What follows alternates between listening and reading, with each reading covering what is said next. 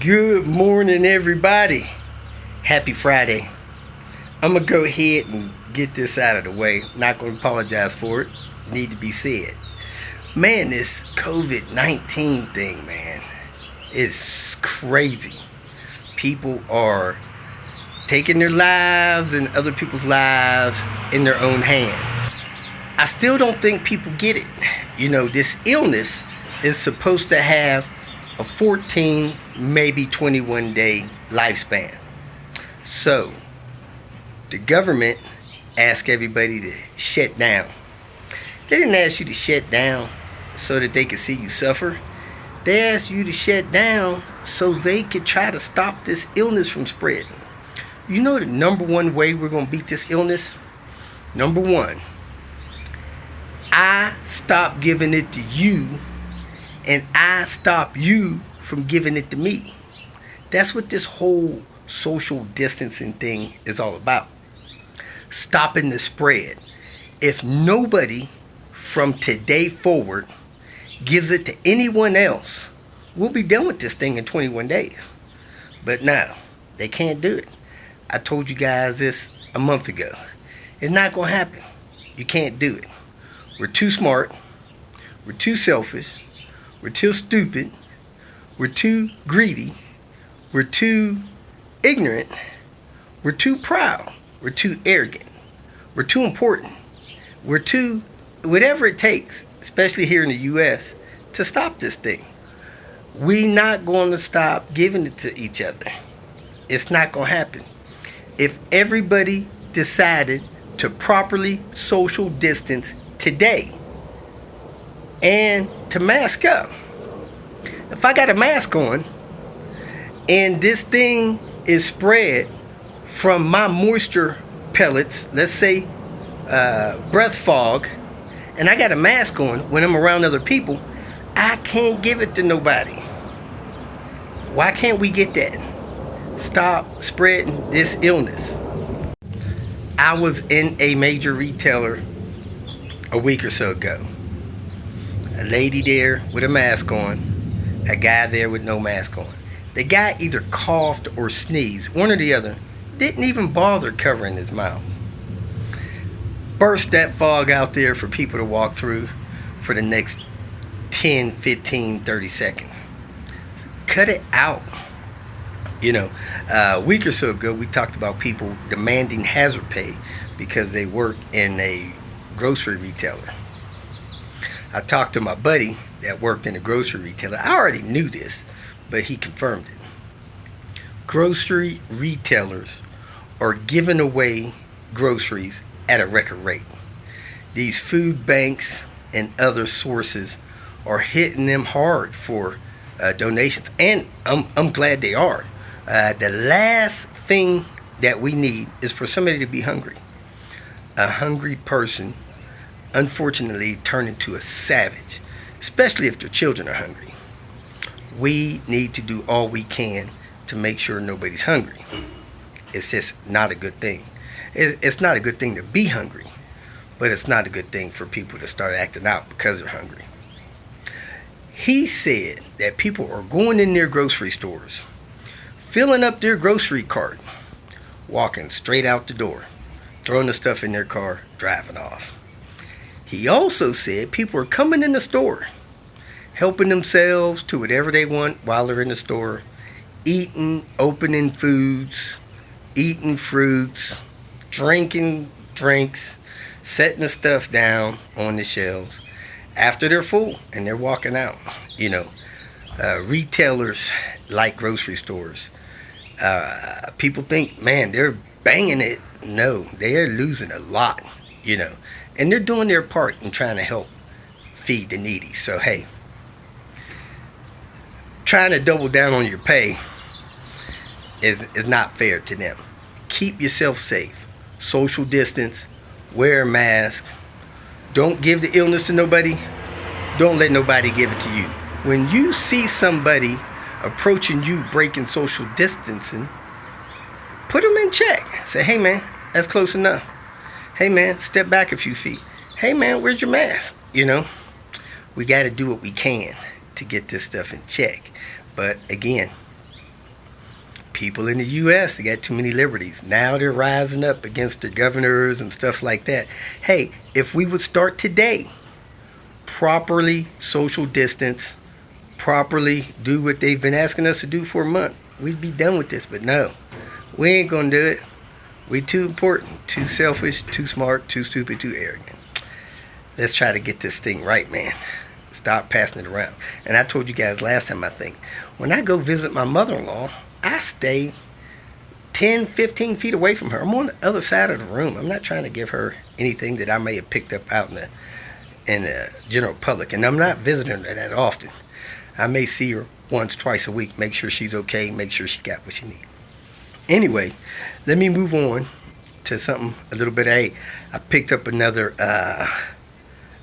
guy that's on the Patreon side. Appreciate that. There are a few videos in the Patreon side that the general public don't get to see. They usually have the thumbnail of Queen Bee. I also put the limited diff video in there. I don't want anybody jerking around with those transmissions, so that's for Patreon people. Full video on how to do that in the Patreon side. Appreciate those that donate. I need to learn how to dance or do something strange because my viewing is dropped tremendously, you know. But hey, we're okay. I appreciate everybody watching. Hope you enjoyed today's video. Welcome to Hanging Out with Robert. That's me. This video contains things that I tinker with throughout the day. For step-by-step detailed instructions of those tasks, you can click on the links in the comment section below. I plan on leaving this video accessible for about 30 days. After that, you can view it through my Patreon account. This video also has tips and tricks that I've learned over the years. So, thank you very much for watching. I was having problems getting my Holy Stone drone to record video on its camera. Somebody suggested that maybe, and it may have been the manufacturer, that the memory card I put in there was 64 gig. That was too big. They recommended I go down to a 32. So I went and got a 16 gig, 85 megabytes per second.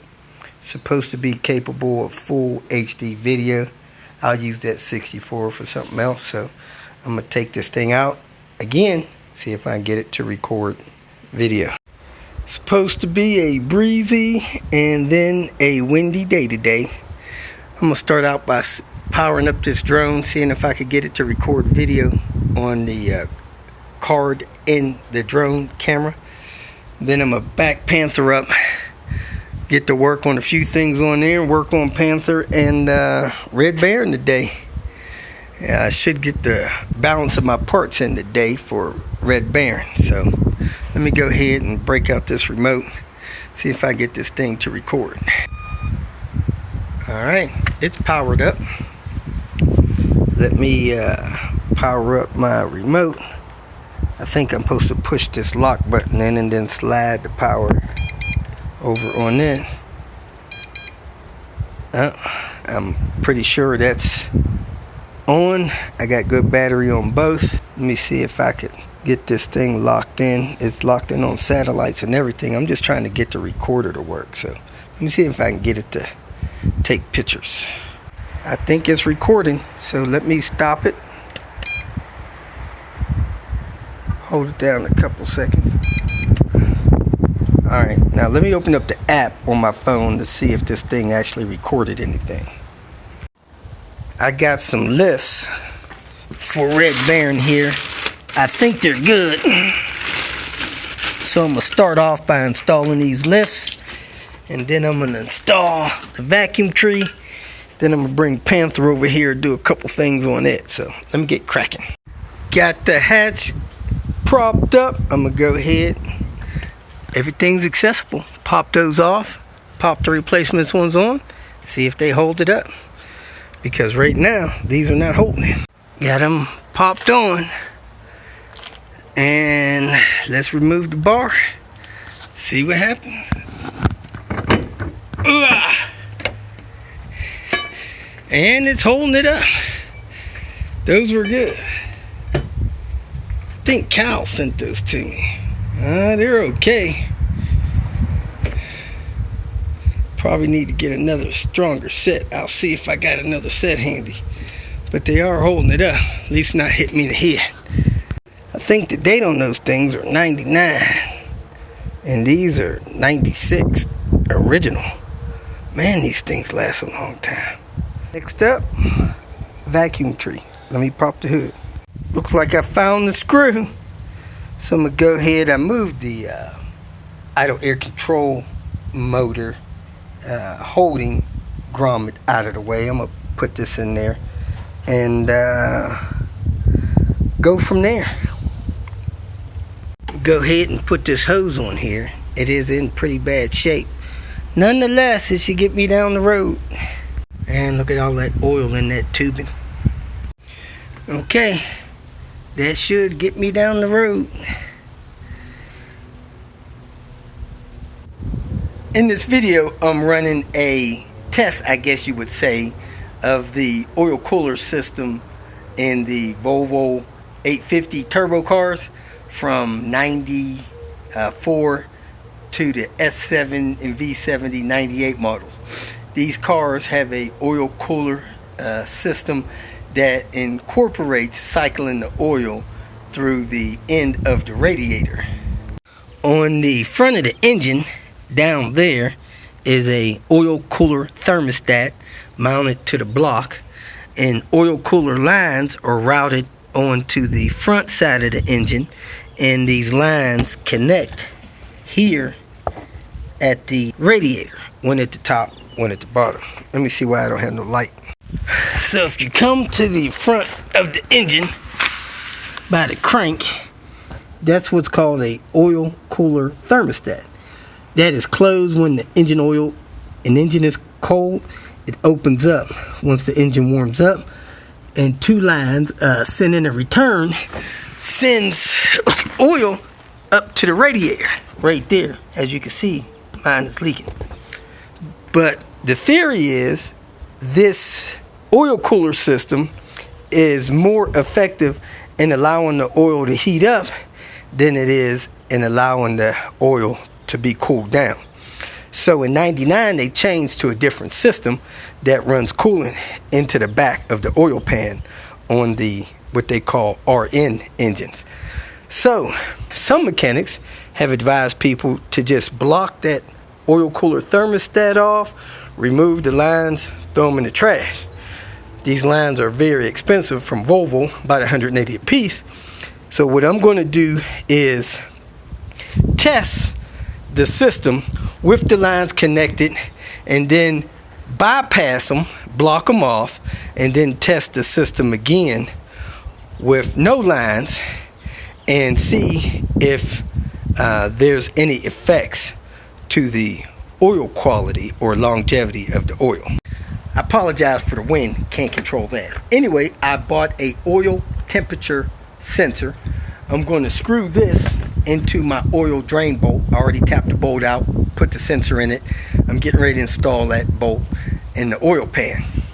That will allow me to monitor the oil temperature over the next 5,000 miles after the fresh oil change. I've already put 2,500 on it, so I'm gonna monitor it 2,500 miles, change the oil at 5,000 miles on the oil life. I'm gonna send that oil to the Blackstone Labs oil analysis company, get that sample back. Then I'm going to block off the oil cooler system and run the vehicle another 5,000 miles, and then after that oil change, I'm gonna send the sample to Blackstone Labs again, also monitoring the gauge while I'm driving to see if the oil temperature seems to get hotter or not, and then we'll decide whether this oil cooler system is as ineffective, can be discarded, or if we really need to keep an oil cooler system on the vehicle.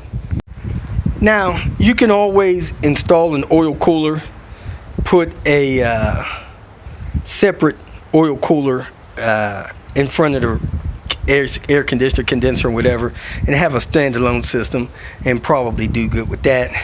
in conjunction with that thermostat. However, this test is specifically to let you know if it's okay to drop that current oil cooler system on these Volvo 850s and P80 cars from 94 turbo up to 98 turbo. So let me get started installing my closed shift oil temperature sensor. The gauge comes with a 1-year warranty to the original purchaser. I'm not going to read that to you guys. If you guys don't know how to read, find somebody that can read it for you. And here's the installation instructions. I'm going to go ahead and go through those, read those, and install it. I'm not going to read these either. We'll just talk about it if I see anything that needs to be discussed. Instructions are pretty basic. They just tell you where to hook the wires up to so you can get the reading and get your lighting and stuff in the gauge. I'm having issues getting wires up to the pillar like they did here because of the way the dash is designed. So I pulled this piece out here and I pulled this piece away here. I pulled my little custom bracket off there, and I'm going to drill a hole in the side of the dash here. That will allow me to access that pillar area from under the speaker. So I went on ahead and I drilled 3 holes right there. You can see those 3 holes right there, and I can stick my finger through them now. So now I should be able to pass through. There they are. I should be able to pass through wires under the speaker area. Ah, come on. Get my finger down there so you can see my finger. And that's coming through the speaker area. So I'm going to be able to get my wires through there for anything I need through those holes there under the dash. Let me go ahead and proceed with redoing my boost gauge wires. I'm going to cut these wires here and make an extension to them. Man, it looks like I'll have to bridge these things twice. So I'll do that. Move my boost gauge here, put my AFR here, put this oil pressure up here. So I have to put some longer wires on the oil pressure, and then I'll tell you where I hooked them up at. Here's the wire that came with the harness with the gauge. Looks like 18 to me. I'm going to use this 18 gauge thermostat wire to extend my harness where I need it to be. So I'm going to connect these together and run this wire through the hole on the dash and down there, and then wire it up to the wires I need it wired up to. So let me go ahead and do that. Put one of these ends on the ground wire in the harness, which is number 3, and I grounded it right there, and I tested it from this bolt here to the number 3 hole in there, and the ground is good. Wired the wires into the light switch from the boost gauge. I hooked the orange up to the yellow, the red up to the blue yellow, and the yellow up to the red number 6 on the headlight switch. That's the boost gauge hookup. Ugh. I got the orange hooked up to the white on the dimmer. That's a whatever they called for. What did they call for there? Headlight switch source. The difference between the black and gray trim, man, they're close. I'm telling you, close. The gauges fit so tight in there, the pod, you really don't need to secure the backs of them. But I got everything strung up in here. a zip tied. The boost line look like it's already trying to slip off. Need to push that in there and try to get these wires set in here so this thing is not sticking out bad, and I can secure it down in here. Drilled a pilot hole for those 2 Phillips, and then they have these little Phillip caps fit right in there nice. So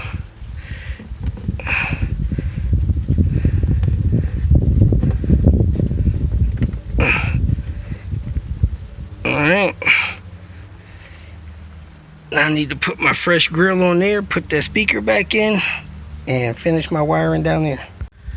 Boy, this thing hadn't had a clean grill in it for a long time.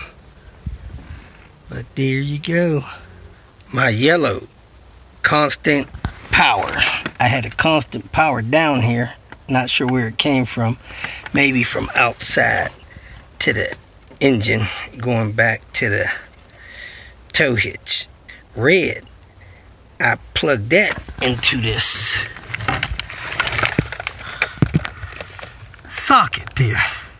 Right next to that fog light relay, there's a socket where a relay can plug in. The bottom middle is a switched power. The far right middle is a constant power. So I plugged that red into that switched power. Of course, I grounded the black in the pillar. I hooked that orange up to the dimmer white, because that comes on when you turn the headlights on. And then the green, I'm running through the firewall loom. I'm going to hook it up to this white on the sensor, and then I'm going to hook this black up on the sensor to a ground. So my next move is under there. Unfortunately, it's past my time to knock work off and go for my walk. So I'm going to finish this up in the morning. If you feel that this information was useful, please like it and share it with your social media friends. You can subscribe to my channel so that you will get notifications of future videos that I post.